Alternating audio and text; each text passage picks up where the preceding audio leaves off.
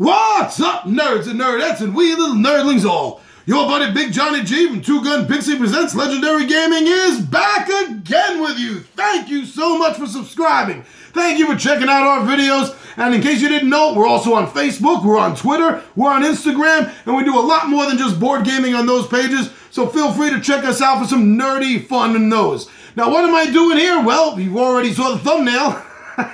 Then you know this is another two-gun review, and this one, Shoot Again Games, Looting Atlantis.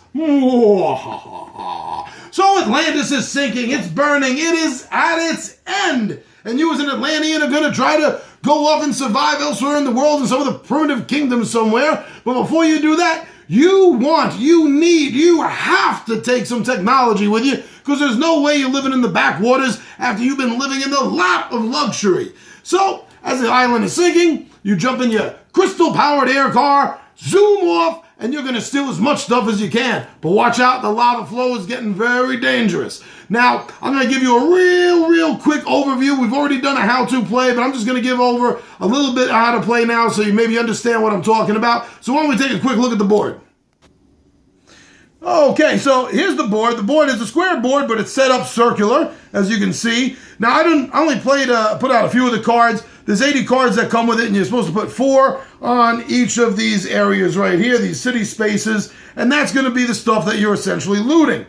So you're going to go around the board. Now, you're in a flying car, so you can go absolutely anywhere. There's no counting spaces. There's no rolling dice for movement. If you're here and you want to go here, boom, that's one of your 2 actions. You get to do it. As another action, you're going to be able to take the top card off of any city space that has cards currently on it. Because yes, the cards are going to start disappearing fast as you and the other players are trying to grab as much stuff as you want.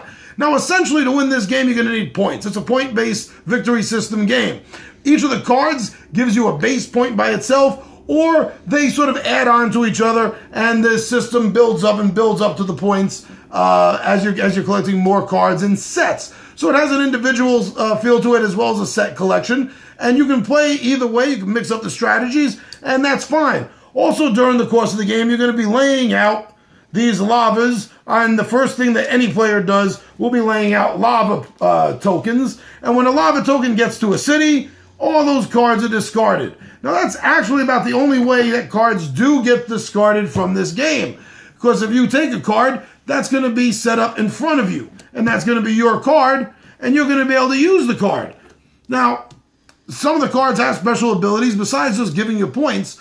Now, when you use a card's ability, which does not count against your 2 actions, whatever city you're in, if you're over here and you decide that you're going to use a card, it's going to go to the bottom of that pile. So yes, eventually there's going to be more than 4 cards set up, as well as less as they keep disappearing. And also, another thing I liked about this is you can have as many players in one space as you want. You can pass through another player's space. You can land on another player's space. So it gives it a lot more freedom trying to get places and trying to grab as much stuff as you want. And at the end of the game, you're going to count up the points, and you're going to see who wins. Now, the game has 3 corners over here that you can go to. At any point in the game, you can opt not to take any actions on your turn or use a card ability, and instead you can go to one of the 3 places and just wait it out. Maybe things are getting tight. Maybe all the cards you're looking for are already gone. Maybe there's too much lava everywhere. And so these areas are going to score you extra points, 20, 30, and 40 respectively at the end of the game. So real quick overview, that was the rules. Let's talk about this game. All right, so right up front, I'm going to tell you guys the truth that when I put this out for the 20-sided Warriors this weekend, we ended up playing a few games of this because they enjoyed it and they wanted to try it again and again and again. So first off, that's always a good sign. Whenever your players are like, whoa, we're finished the game? We got to play this again. You know there's something good about the game. Honestly, I can't find any major problem with the way the mechanics work in the game. It is kind of easy. One of the 20-sided Warriors did kind of figure out patterns on picking up cards right away, using their abilities, gaining the most from it, gaining more cards. I'm not going to go so far as to say that it seemed like the rule system was broken, but in any good game, there's probably going to be a pattern that can be picked up eventually, and it just got picked up by one of my players fairly quickly. I think the biggest problems we had with the game are just little nitpick problems. Like, first of all, the cards. Usually, when I get cards in a game, I love the fact that they're this slick. I love that because I don't want the problem, and we've had this problem before, I'm sure you have, where sometimes the cards are a little, I'm not even sure the word to use, grittier or non-slick, but sometimes they kind of, don't move on each other very well. Now, these cards slide all over the place, which is normally good, but it made it real annoying keeping these cards in place. We did have a problem with that. They slide off each other and off the board very easily, and that got annoying. We didn't find it to be bad for the game, but we were definitely a little annoyed by that. And that's the conundrum, because you want nice, slick cards in your game, but for this, because you're stacking the cards on top of each other instead of actually just like holding them in your hand and playing them when you need, and because they're going around this very nice board. The board itself is also very nice, very slick, nice finish on it. The two just played against each other in this case. But again, like I said, that's nothing more than nitpicking. Another nitpicking is these. They're fine. I mean, there's no overall problem with it. We're just spoiled. I'll admit it. We're spoiled. Me and the 20-Sided Warriors, and I bet a lot of you out there might be a little spoiled too, because nowadays, if a game doesn't have beautiful miniatures, you automatically are offset by it a little bit. Even if the game kind of sucks, you still want to see those really nice detailed miniatures. And overall, I think in the gaming community, we've definitely gotten spoiled by that, because there's nothing wrong with this. There's nothing wrong with the car cards, the stand-ups. But we were hoping for something more, as we are in every game. Not that we were just hoping for it more in this game. Let's be honest again, you hope for that in every game. So that's a nitpicking problem, and that's really all it is. But it was something that we kept mentioning, just like the cards we kept mentioning. Now, everyone else in the group loved everything about it. Me, personally, I had another minor nitpick, and that's the art of the cities. It's a little unfinished. I kept making jokes during the game that it looked like we were going through the Jetsons city. But again, that's just a personal nitpick. Please, don't hold that against the game itself. That's on me more than anything else. That's a personal preference for me. It took away, or actually didn't add anything either, to the game, the mechanics, the gameplay. All I know is that we kept playing this.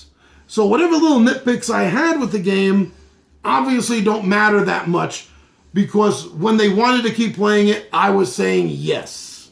And that's exactly what happened.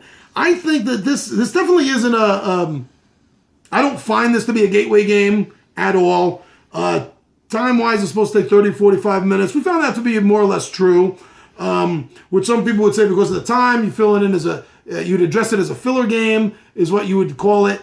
But the complexity of the strategy in this game alone, definitely this is not a filler game. So don't think just because you look at the approximate time to play in the box that that's what it is. We all liked the game. We enjoyed it. I've said that several times already. Is this the kind of game for you? I think it might be. I don't know you or you or you. I know you. But the rest of you I don't really know all that well. So I don't know what your styles are.